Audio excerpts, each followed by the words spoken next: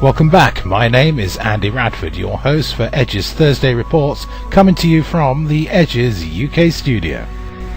The editorial played just before the break will be available as an audio download and a written press statement on the Edge's Thursday page and other parts of the website. Just go to www.theedgeam.com. Before we go into our next item, I'd just like to remind you the type of things we have on the Edge TV broadcast for you, the listener and viewer. We have Edgepedia. We are trying to build up a vast database of all the subjects the Edge covers, and within the subjects on Edgepedia, you can add your own input. If you've got any pressing and important news items you want to get out to the wider public, just go to the Edge's news page, and in the top left hand corner you will see the link called News Hotline. If you click this, you'll be able to send an email direct to the editorial news desk. And why not take action from the comfort of your computer chair? Go to www.theedgeam.com/edgeaction. That's www.theedgeam.com/edgeaction.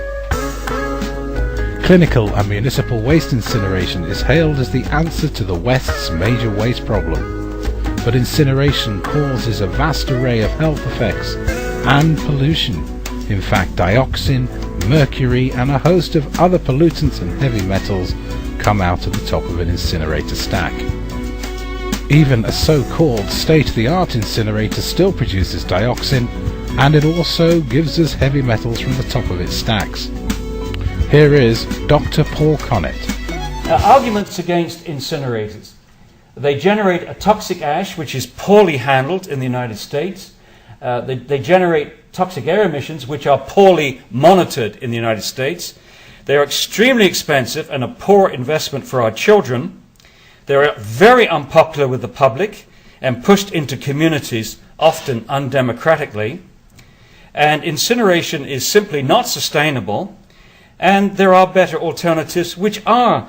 I got involved in this issue in 1985, and between 1985 and 1995, over 300 incinerator proposals were defeated by citizens groups like yourselves.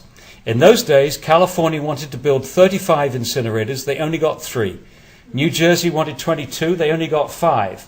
Those 5 incinerators that were built now have a $1.6 billion debt which they can't pay. And they asked the state to bail them out, and the state says, no, you're on your own, you got to work out this. They said, well, you pressured us to build the darn things. And they said, well, 17 counties resisted that pressure, you didn't, you lumped with it. Since 1995, no new trash incinerator of any significance has been built.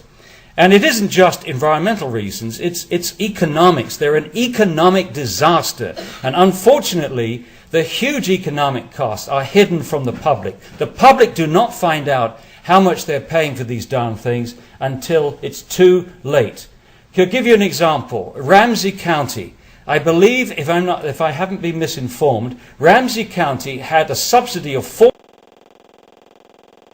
to pay for that incinerator. $14 million of taxpayers' money each year for 20 years.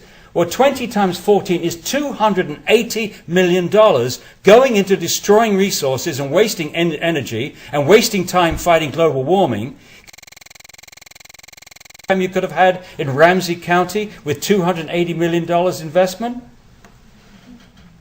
Incinerators are poor investment. Most of your money spent on incinerator goes into complicated machinery, into a few pockets, not many pockets, and it leaves the community. You don't have any incinerator builders in St. Paul or Minnesota. These are going to be companies from other countries, other states. Both morbidity and mortality in large cities can be related to particulate matter. From traffic, from power stations, from industry. We're experiencing nanoparticles, and we're experiencing the consequence of this. And asthma, bronchitis, earlier death from lung disease, and so on. Now, the important thing to note about this is that relationship, which is well established by Doherty and others from Harvard, gets stronger the smaller the particles. And so they looked at it first of all with 10 microns, then they looked at it at 2.5 microns. And I would project that if they look at it with less than 1 micron, they're going to find an even stronger relationship. So again, a modern incinerator converts hundreds or thousands of tons of trash each day into trillions of nanoparticles. It adds to the existing load. But it's more than that. These nanoparticles are the most dangerous of any combustion source because they have the richest supply of toxic elements. All the toxic elements that we use in society, additives to plastic, pigments, batteries, and so on, all those toxic metals, lead and cadmium and mercury and thallium and gallium and all the other things that we use in our lovely products are eventually going to end up in incinerators. And when they do, it's those toxic metals which are going to end up in the nanoparticles. Those nanoparticles contain neurotoxic metals, stabilized free radicals. Now this was a surprise to me. I'd never heard of the term, and I never even thought about it. But we know that free radicals are devastating. Most of you out there have heard the discussion, particularly from natural health people, about the need for antioxidants. Eat your vegetable, kids. Lots of if you're not doing that. Get your antioxidants. Eat blueberries. What are those antioxidants for? They're for mopping up free radicals, because free radicals attack the tissue and cause a host of degenerative diseases. That's what it's about. Now we have the potential here, if we are producing trillions of particles with stabilized free radicals, of dramatically increasing this damage. It will overwhelm our defenses. So I strongly suggest if they build the wretched thing that you take a lot of antioxidant. Now promoters say that modern incinerators have solved the dioxin problem, but have they? Let me give you one example. This is a report about a radioactive waste plasma arc smelter. Jeez! You're going to burn radioactive waste in a plasma arc melter. If ever a system must have been designed with all the bells and whistles on it, this must have been it. But this is in their abstract. When PVC, that's polyvinyl chloride plastic, was fed into the high temperature melter, a significant quantity of dioxins, cadmium and lead was emitted. Wet scrubbing with rapid quenching as well as low temperature two-step fine filtration, or both of them together, cannot effectively control the volatile metal species and gas phase dioxin. The removal of PVC from the feed waste stream must also be effective to reduce the emissions of the dioxins, cadmium and lead species. So this whole notion that a combination of good combustion and good air pollution control, at least for this highly sophisticated facility, was not enough. So dioxins, the major health concerns. Dioxins accumulate in animal fat. And many years ago, in 1986 and published in 87, Tom Webster and I found that 1 liter of cow's milk would give the same dose of dioxin as breathing the air next to the cows for 8 months.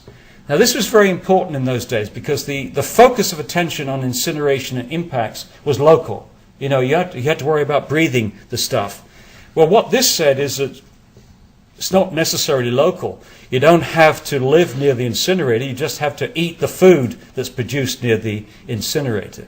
And really, as far as dioxins is concerned, the real question is how much of the dioxin that's produced by all incinerators in the United States is captured by any food in the United States, because that dioxin will then be delivered to your population.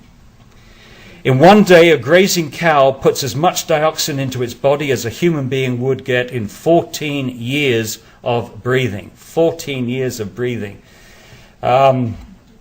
Incredible. So, again, you know, common sense says, oh, the nice tall stack, by the time that stuff gets down to me, everything's okay. It's going to be so dilute, so dispersed. But you have to remember that nature is capable of reconcentrating some of these toxics. It reconcentrates the dioxins and furans into